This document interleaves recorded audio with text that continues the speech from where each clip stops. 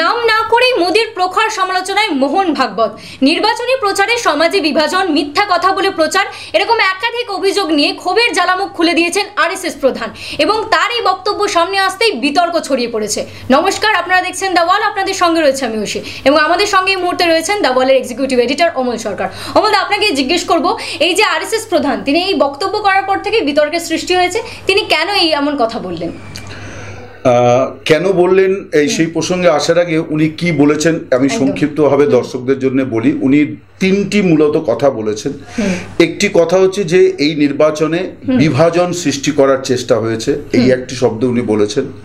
উনি বলেছেন যে নির্বাচন মানে একটা প্রতিদ্বন্দ্বিতা, অর্থাৎ দুপক্ষই তাদের বক্তব্য বলবে, তারপর মানুষ তাকে বেছে নেবে কাকে তারা পছন্দ করে। কিন্তু এক পক্ষ আরেক পক্ষ অর্থাৎ প্রতিপক্ষের যে ধারণা, উনি সেইটাকে বলেছেন যে এই ধারণাটা ঠিক নয়, নির্বাচনে এই ধারণা থাকার অনুচিত এবং কেউ কাউকে পুরোপুরি নস্যাৎ করে দেবে এটাও অনুচিত, বরং একটা কনসেনসাস অর্থাৎ একটা ঐক্যমত্যে পৌঁছানোর চেষ্টা করা উচিত, এইটা একটি কথা। 3 নম্বর যে কথাটি উনি বলেছেন যে সেবক কেন দাম্ভিক হবে, তার কেন এত দম্ভ থাকবে। এখন আমি যদি 3 নম্বর কথা দিয়ে আসি তাহলে বোঝা যায় যে এটা নরেন্দ্র মোদী ছাড়া দ্বিতীয় কারো সম্পর্কে উনি বলেননি, কারণ নরেন্দ্র মোদী নিজেই বলেছেন যে আমি প্রধান সেবক।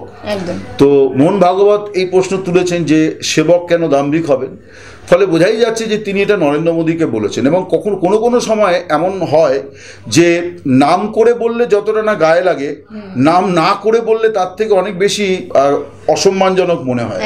ফলে মোহন ভাগবত যেটা করেছেন, উনি যদি নাম করে বলতেন যে মোদিজিকে আমি এইরকম একটা মানে পরামর্শ দিচ্ছি, তার একটা মানে দাঁড়াতো। উনি নাম না করে বরং মোদিকে অনেক বেশি অস্বস্তির মধ্যে ফেলেছেন।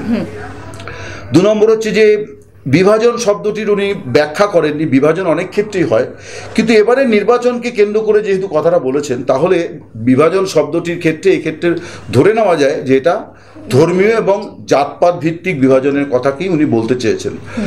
এই নির্বাচনে ভারতের প্রধানমন্ত্রী একেবারে স্বাধীনতার পর থেকে আমরা কখনো কোনো প্রধানমন্ত্রীকে এইরকম অভাবনীয় কথা কারো মুখ থেকে আমরা শুনিনি যে দেশের মুসলিম সমাজকে বলা হচ্ছে বহিরাগত, তারা অনেক বেশি সন্তান জন্ম দেন, ফলে তারা জনসংখ্যার যে বোঝা, তার বোঝাটা দায় তিনি মুসলিমদের ওপর চাপিয়ে দেওয়ার চেষ্টা করেছেন। এইভাবে দেশের একটা অংশের মানুষকে এইভাবে বিচ্ছিন্ন করা, তাদের সম্পর্কে এই ধরনের কটূক্তি করা, এটা অভাবনীয়। ফলে এটা বোঝা যাচ্ছে যে ভাগবত এই জায়গাটাকেও পারমিট করেননি হয়তো। 3 নম্বর যেটা, সেটা তো আমি বললাম যে গণতন্ত্র কি, সংসদীয় গণতন্ত্র কি, এই ব্যাপারটা উনি বলেছেন। এখন প্রশ্ন হচ্ছে যে উনি কেন বলেছেন এবং ওনার কথাকে আমরা কতটা গুরুত্ব দেব। উনি কেন বলেছেন, আমার মনে হয় যে আরএসএস হচ্ছে বিজেপি এবং আরও একাধিক সংগঠন, তাদের হচ্ছে একটা বলা চলে গুরু ঠাকুর। বিজেপি হচ্ছে আরএসএস এর রাজনৈতিক সংগঠন, যেমন বিশ্ব হিন্দু পরিষদ এটা হচ্ছে আরএসএস এর সাধু সন্তদের সংগঠন, তেমনি বিজেপি রাজনৈতিক সংগঠন। সেই রাজনৈতিক সংগঠনের প্রধান নেতা তিনি নিজেকে এমন একটা জায়গায় তুলে নিয়ে গেছেন এখন যে তিনি বলছেন মোদির গ্যারান্টি, অর্থাৎ আপনি ভোট দেবেন কেন না, আমি নরেন্দ্র মোদী বলছি যে আপনি এই পাবেন, এই পাবেন, এই পাবেন। এই যে ব্যক্তিতান্ত্রিকতা, এই যে নিজেকে সংগঠন, দল, এই সব কিছুর ওপরে তুলে নিয়ে গিয়ে দেখানো, এইটা আরএসএস পারমিট করে না, এইটা আরএসএস চায় না। এবং আগামী বছর আরএসএস এর 100তম বর্ষ, 100 বছরে পা দেবে আরএসএস। এবং মোহন ভাগবত তার 75 বছর বয়স হবে। তিনি সাধারণত 75 বছর বয়সের পর আরএসএস এর দায়িত্বে তারা থাকেন না। এখন এরকম কোনো লিখিত নিয়ম নেই যে থাকা যাবেই না, ফলে ভাগবত থাকবেন কিনা আমরা জানি না। কিন্তু শতবর্ষ এইটা একটা গুরুত্বপূর্ণ পর্ব। সেই শতবর্ষের সময়তে দেখা যাচ্ছে যে আরএসএস এ এমন একটি ব্যক্তি, কারণ মোদী আরএসএস এর প্রচারক ছিলেন এবং যিনি প্রচারক ছিলেন কিন্তু আজীবন তিনি প্রচারক বা আরএসএস এর সঙ্গেই আছেন, তিনি বিজেপিতেই থাকুন বা বিশ্ব হিন্দু পরিষদেই থাকুন, আলটিমেটলি তিনি আরএসএসেই আছেন। সেই আরএসএস এর একজন, তিনি নিজেকে এইরকমভাবে দেখানোর চেষ্টা করছেন যে আমি ভারতবাসীর একেবারে ত্রাতা এবং আমি ভারতবাসীর শেষ কথা। এই যে বিষয়টি, এইখানে আরএসএস এর খানিকটা আঁতে লেগে যাচ্ছে যে আমাকে ডিফাই করা হচ্ছে। এবং লক্ষণীয় যেটা, যে ভোটের জাস্ট সপ্তম দফার ভোটের আগে জেপি নাড্ডা, বিজেপির বিদায়ী প্রেসিডেন্ট, তিনি একটি কথা বলেছেন যে বিজেপি এখন আর আরএসএস নির্ভর নয়, বিজেপি এখন স্বাবলম্বী।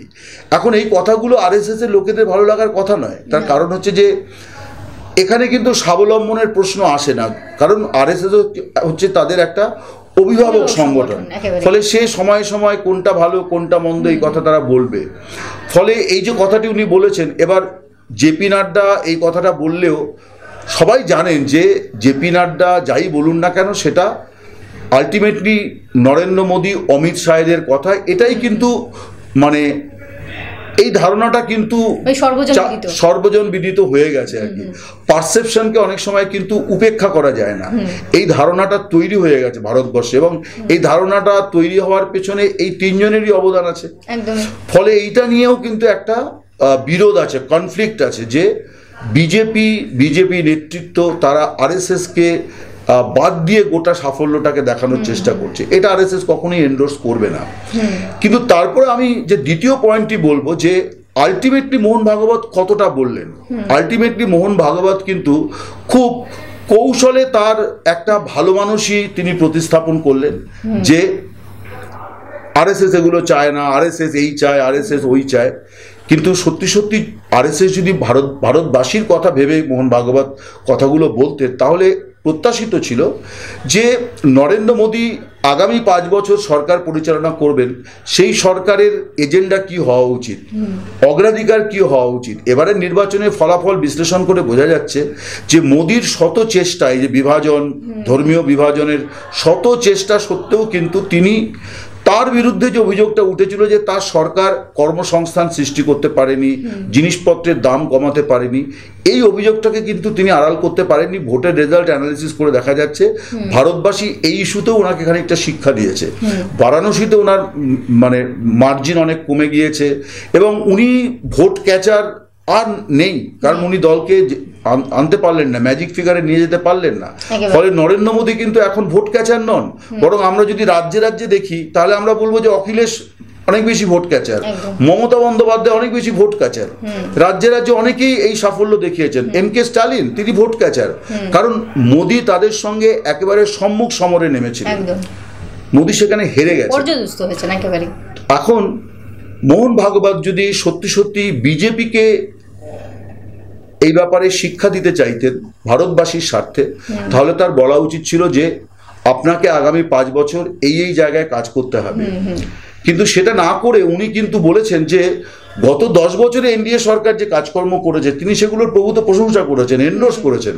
এমনকি এই যে অর্থনীতির অনেক উন্নতি হয়েছে, আমরা স্ট্র্যাটেজিক্যালি অর্থাৎ বহির্বিশ্বের সঙ্গে সুরক্ষা আরও নানা বিষয়ে আমরা একটা খুব ভালো জায়গায় আছি। এগুলো নিয়ে বিতর্ক চিরকালই থাকবে, কিন্তু এটা নিয়ে তো কোনো বিতর্ক হতে পারে না যে ভারতবর্ষে বেকারি একটা চরম জায়গায় পৌঁছে গেছে। এটা নিয়ে কোনো বিতর্ক হতে পারে না যে ভারতবর্ষে জিনিসপত্রের দাম ক্রমশ ঊর্ধ্বমুখী এবং বহু মানুষ তাদের জীবনযাত্রা অত্যন্ত কঠিন অবস্থার মধ্যে পড়েছে, কৃষকরা বিপন্ন, শ্রমিকরা বিপন্ন। মোহন ভাগবত কিন্তু এই জায়গাটাকে খুব একটা টাচ করলেন না। তার মানে বোঝা যাচ্ছে যে এটা বিজেপি আর আরএসএস এর গোলমাল। সেই জায়গা থেকে উনি একটু ফোঁস করলেন যে আমাদেরকে উপেক্ষা করাটা সঠিক কাজ হচ্ছে না। সত্যি সত্যি এইটাই বরং এক্সপেক্টেড ছিল, বা এটা হলে বরং অনেক ভালো হতো যে যদি উনি সরাসরি বা প্রত্যক্ষভাবে না হলেও অপ্রত্যক্ষভাবে এই বার্তাটিও দিতেন যে আপনাকে কিছু কাজ করতে হবে, আপনাকে রাজধর্ম পালন করতে হবে, বিভাজনের পথে আপনি হাঁটবেন না, এবং ভারতের সাধারণ নাগরিকের জন্য কিছু ভালো কাজ আপনাকে করতে হবে। সেই জায়গাটাই কিন্তু করেননি।